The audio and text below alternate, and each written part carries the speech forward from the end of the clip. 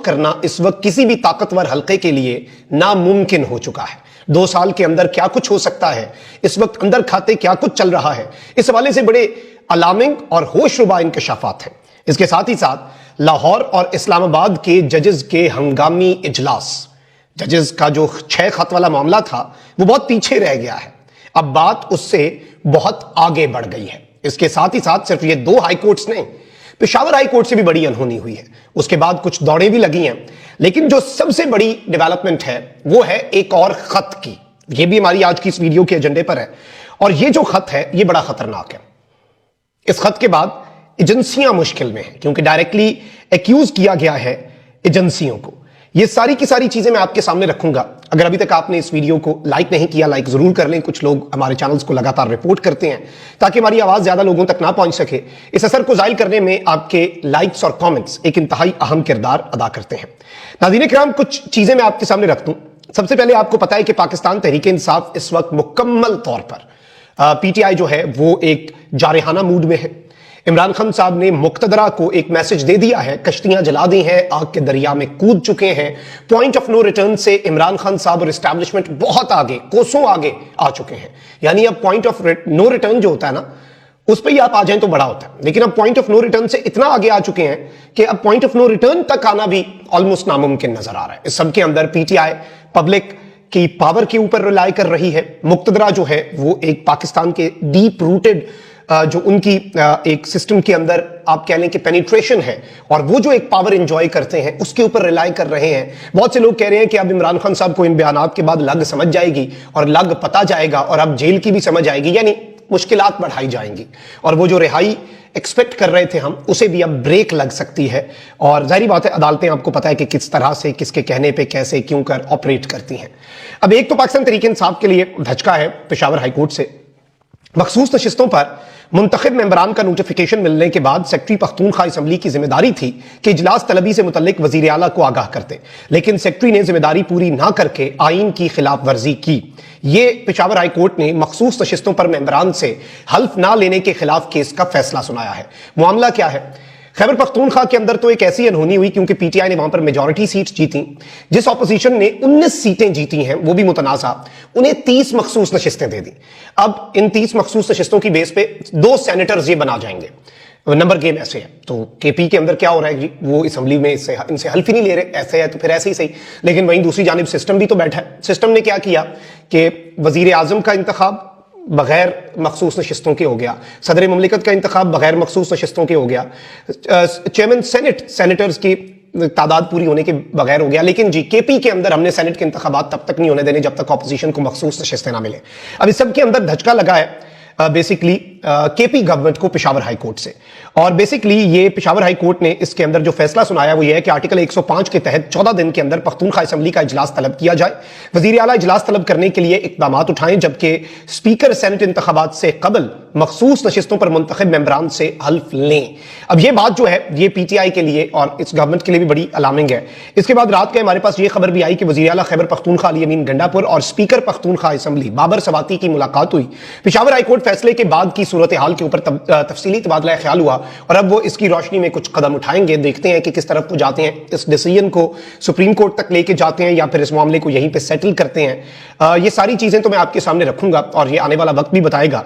लेकिन अब जरा आ जाते हैं अहम तरीन चीजों के ऊपर, अहम तरीन डेवलपमेंट्स पर। जो लाहौर से एक बड़ी डेवलपमेंट है, लाहौर हाई कोर्ट से, इस्लामाबाद हाई कोर्ट से, और इसके साथ ही साथ फिर जो एक एजेंसियों के खिलाफ एक खत, डॉक्यूमेंटेड खत ज़िमनी इंतखाबात से पहले आ जाना, एक बहुत बड़ा धचका है। इन सारी चीजों को डिस्कस करते हैं, लेकिन पहले इमरान खान कैसे इस वक्त अनकंट्रोलेबल है और अनस्टॉपेबल है, और इमरान खान को आउट करना इस वक्त सिस्टम के लिए नामुमकिन हो चुका है, उस पर पहले बात करते हैं। अब जी नजम सेठी साहब हैं, सीनियर सहाफी हैं, नवाज शरीफ साहब के बड़ा करीब है, और मियां नवाज शरीफ साहब के साथ लंदन में कश्ती में भी सवारियां करते हैं। अपनी बेगम के साथ नवाज शरीफ साहब और मरीम नवाज शरीफ साहिबा के साथ एक डिनर भी किया, बड़ा कैंडिड सा, और बड़ा उन्हें एक्सक्लूसिव एक्सेस हासिल है।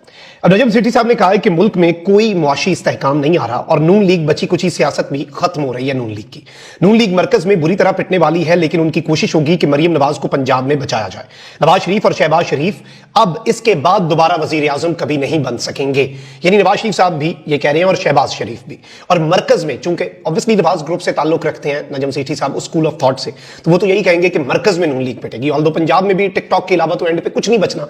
अब यहां पर इन्होंने जो बात कही है इमरान खान की सियासत के हवाले से, मुझे लगता है ये पीटीआई के कारकुन के लिए या सपोर्टर के लिए तो ये एक बड़ी मोटिवेटिंग बात है। इन्होंने ये कहा है कि इमरान खान जिस किस्म की सियासत खेल रहा है और एस्टैब्लिशमेंट की आंखों में आंखें डाल रहा है और एस्टैब्लिशमेंट को आंखों में आंखें डालकर ये कह रहा है कि आप जो मर्जी कर ले, मैं कहीं नहीं जा रहा, मैं इधर ही हूं मैदान में, मैं तो मुकाबला करूंगा, और ना मैं कहीं जा रहा हूं और ना मेरा सपोर्ट बेस जो अवाम के अंदर मेरी मकबूलियत है वो कहीं जा रही है। और ये एक रियलिटी भी है कि इमरान खान की मकबूलियत कम नहीं हो रही वैसे। तो ये नजम सेठी साहब कह रहे हैं कि इमरान खान आंखों में आंखें डाल के एस्टैब्लिशमेंट को ये कह रहा है कि मैं तो कहीं नहीं जा रहा और ना ही मेरी सपोर्ट बेस जा रही है। यही बात वैसे हामिद मीर साहब ने भी की आज से 2 हफ्ते पहले कि इमरान खान 100 बातों की एक बात कहता है कि मेरे से बात करनी है ना एस्टैब्लिशमेंट ने, पहले आकर मेरी हुकूमत गिराने की माफी मांगो, फिर मेरा मैंडेट दो, फिर बात करेंगे। यानी वो इस तरह के माइंडसेट के साथ इमरान खान आगे बढ़ रहा है। अब नजम सेठी साहब ये कह रहे हैं, मैं नहीं कह रहा, नजम सेठी साहब पाकिस्तान के मेन स्ट्रीम मीडिया पर बैठकर ये बात कर रहे हैं और मैं डिजिटल पर उसे सिर्फ रिप्रोड्यूस करके उनके साथ एट्रीब्यूट कर रहा हूं। और वो कहते हैं कोट अनकोट के एस्टैब्लिशमेंट के अंदर डिवीजन हो रही है और ये डिवीजन बहुत खतरनाक है। ये इतनी ही खतरनाक है जितना एक मार्शल लॉ मुल्क के अंदर खतरनाक होता है। अब इसीलिए ये कोशिश होगी इस सिस्टम की मौजूदा जो एक अरेंजमेंट है, पावर स्ट्रक्चर है उसकी, कि 1-2 साल औखे सौखे खींच लिए जाएं, इन 1-2 साल के अंदर मेजर रिफॉर्म्स कर ली जाएं और उसके बाद जब चीफ की मुद्दत पूरी होती है तो इन्होंने साथ एक शायद लगाया। ये शायद बड़ा इंपॉर्टेंट होता है कि शायद एक नया चीफ आ जाए और फिर मुल्क जो है वो नए इलेक्शंस की तरफ जाए। इमरान खान आउट नहीं हो रहा, अभी तक इमरान खान पाकिस्तान की पॉलिटिक्स से ना आउट हुआ है। And according to this person who is considered very close to Nawaz Sharif is saying कि इमरान खान ना आउट हो रहा है और ना इमरान खान आउट होगा। जो उसकी सपोर्ट बेस है, जब भी किसी की सपोर्ट बेस होती है वो कभी ना कभी बाहर निकलती है और इसके कुछ इशारे तो आप देख रहे हैं कि पंजाब तक ने अंगड़ाई ले ली और खैबर पख्तूनख्वा तो ऑलरेडी जागा हुआ था। अब ये चीजें बड़ी अलार्मिंग है मुक्तदरा के लिए। आगे बढ़ते हैं, मैं आपको 2 बड़ी खबरें दे दूं।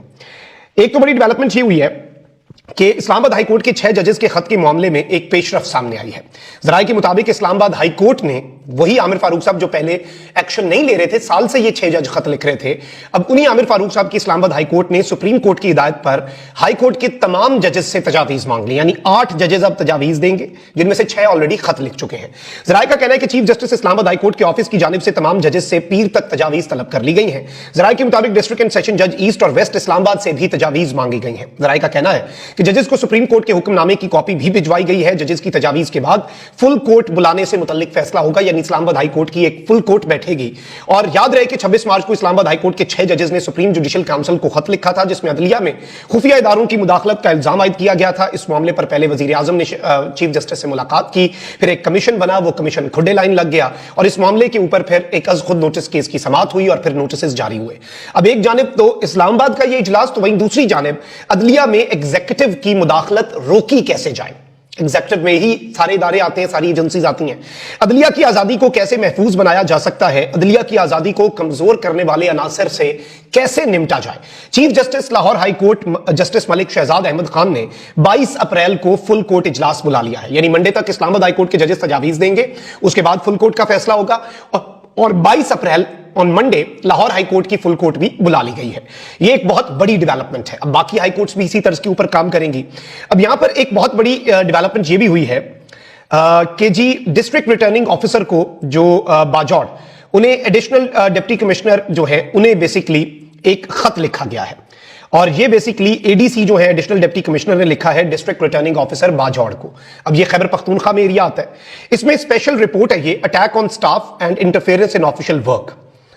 कहते हैं कि it is informed that today on 9th of April 2024, यानी कि 19 अप्रैल को, the following officials of ISI internal wing posted at Bajaur came to my office at about 12 PM and misbehaved with the undersigned using pressure tactics to change the polling staff for the upcoming by elections 2024 and also demanded data of the polling staff. ये क्या कह रहे हैं, ये अपने DRO को letter लिख के कह रहे हैं कि एजेंसी के बंदे आए, जो जिन बंदों का मैंने नाम दिया है, और उन्होंने मुझे ज़दोकोब किया, मुझ पर प्रेशर डाला कि मैं पोलिंग स्टाफ को चेंज करूं और मुझसे डिटेल्स भी मांगते रहे पोलिंग स्टाफ की।